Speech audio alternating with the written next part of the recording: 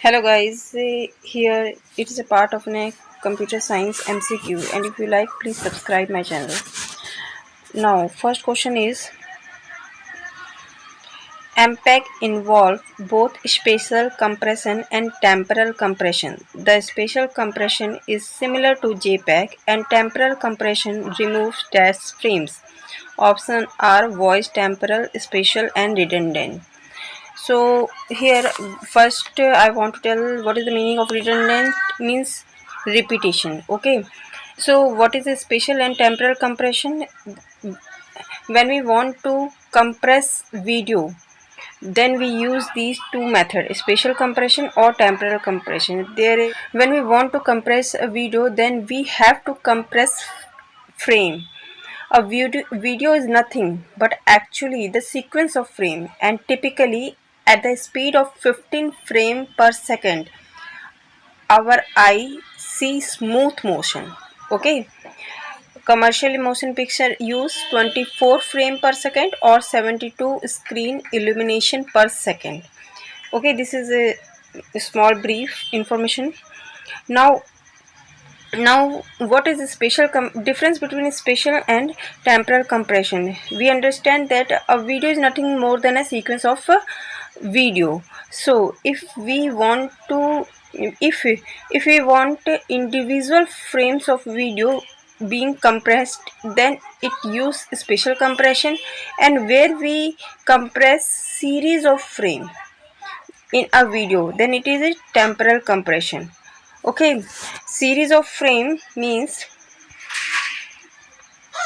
suppose ABC is a frame in a video, and ABC again a second frame in a video. Then what we do, twice of ABC, we reduce the redundancy, we reduce the duplication.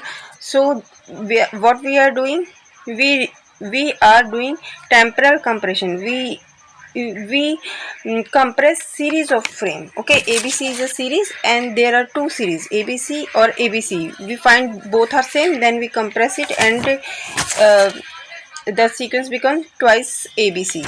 Okay, so here when we compress individual frame, means we use spatial compression. It is similar to JPEG image. Okay, and to reduce the redundancy or redundant, we use temporal compression. So option 4 is correct. Now let's move to the next question. Here this question is in Hindi. Okay, now next question is, dash variable are not reinitialized each time Visual Basic invokes a procedure, and thus retain or preserve value even when a procedure ends. Okay, so here I want to tell one thing important, that you know about two variables, auto variable and static variable. Okay, here you see the image. What's the basic difference between auto and static variable? It is an important question in all competition. So there is slight difference. Suppose we use a function increment. Okay, and we declare our integer value I as auto variable, and in another program we initialize integer I value as a static. Both have a value 1. Okay, and then what we will do, we will just increment I value, I equal to I plus 1. So auto means where we declare integer as a auto, we find the output is always 1.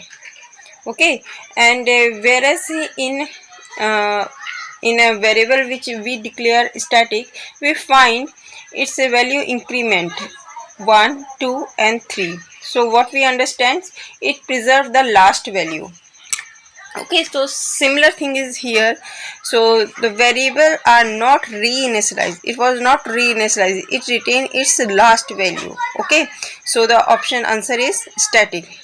other options are dynamic, private, and virtual. Dynamic, nothing more than where we have change value. Private means it is private to a function. Virtually declare means we can calculate and do assign it to in array variable.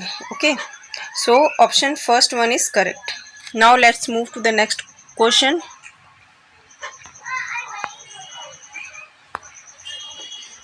Here the previous question is in Hindi. Okay.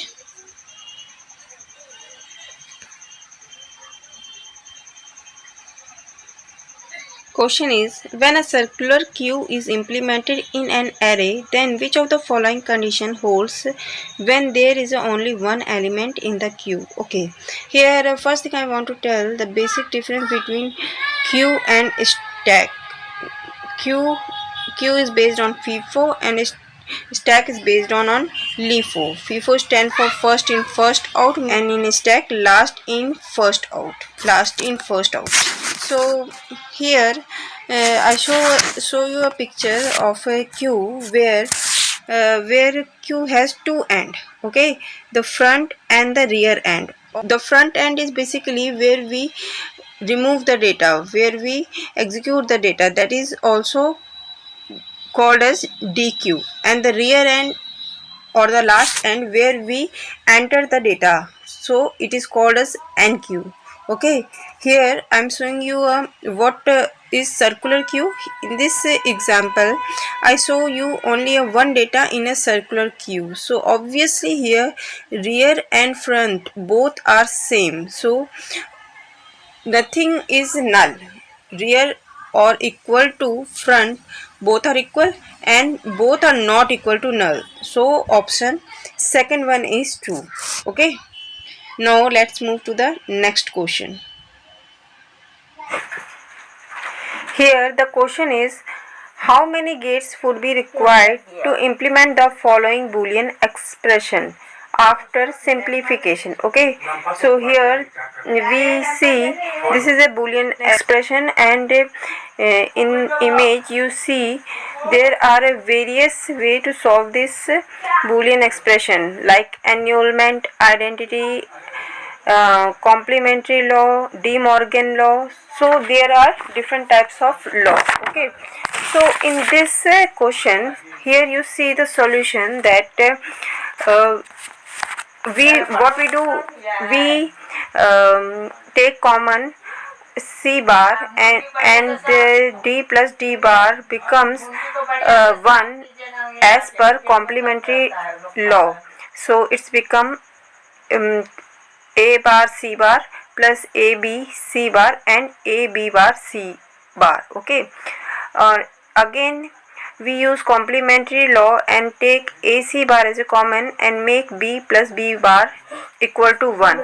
Now the next step will come A bar C bar plus AC bar. Again we see after taking common C bar, A plus A bar is left, and as per complementary law the solution will become C bar.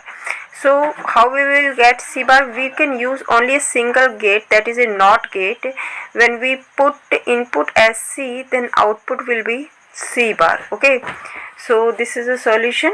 Thank you.